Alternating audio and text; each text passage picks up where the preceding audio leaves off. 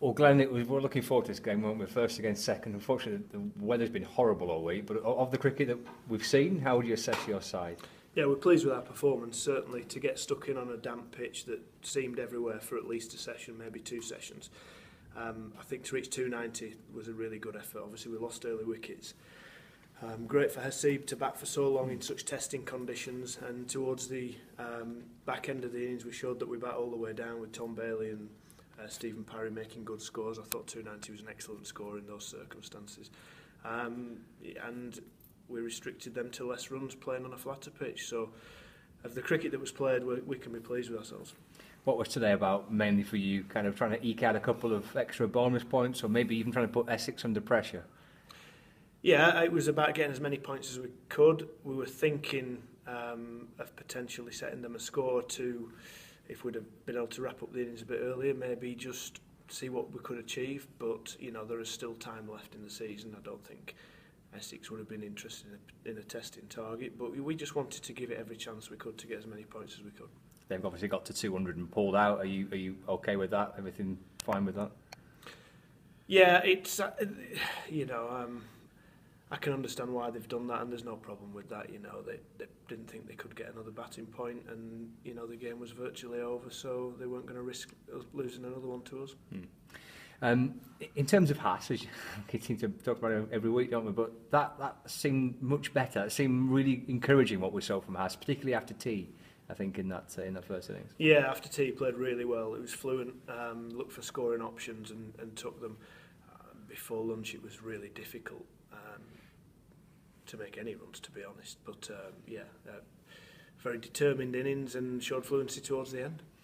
Joss Butler keeping wicket for you this week. What was the thinking behind that?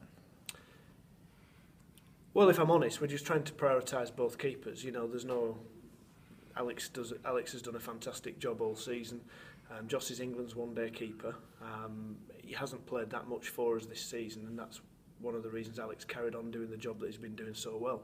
It is a difficult part of management, really, to give both keepers the opportunity to do what their main role is. And you know, Joss is desperate to keep, and quite rightly he was given a game. You know. Just one of those areas that's not an easy thing to manage, but at the end of the day, Alex will be with the gloves next week, and we'll be back to normal. Joss will go and play brilliantly for England. Answers my next question, and you've not got Joss at Somerset next week then? Oh, I don't think so. He's not in. No, I think he's off to England now, and I wish him very well. So just looking at Somerset, Ken spotted this. It's 6 years to the day since that title went down at Taunton. It will be when you start on Tuesday. You've 3 games left. I guess all you can do is try and win them and see where it takes you. Yeah, if we're honest, we need the game with Warwickshire and Essex to go our way, and obviously it's our responsibility is to win our game. And if that happened, then it would be exciting, a very exciting finish to the season.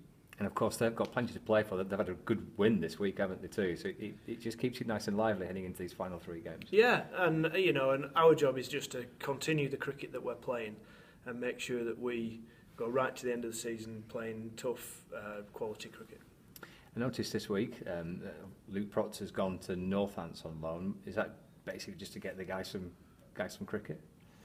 We've got a number of players who, at the moment, really need to be playing first-team cricket, and Luke is one of them. And you know, obviously, he went with our best wishes, and hopefully, he does really well for them. There's nothing kind of more long-term with that. Just getting these guys a bit like Simon Kerrigan and getting players from first-team cricket. Well, for now, he's on loan. He's our player, and he's on loan, and we hope he does well. And are you, I know we've not yet got to the end of the season, but having had a good chunk of it already, are you, in your mind's eye, already an idea of how you see this squad developing heading into next season? You look at players individually and see how they're developing. There's a number of questions because you've got quite a few young players with huge potential, and you don't really know where they're going to be middle of next summer. On one part of you wants them to be playing very well for Lancs, but you know, in terms of their development, we hope that 1 or 2 of them go on and get bigger on us. So we need a large squad capable of dealing with all eventualities. Cool. Good luck next week. Thanks.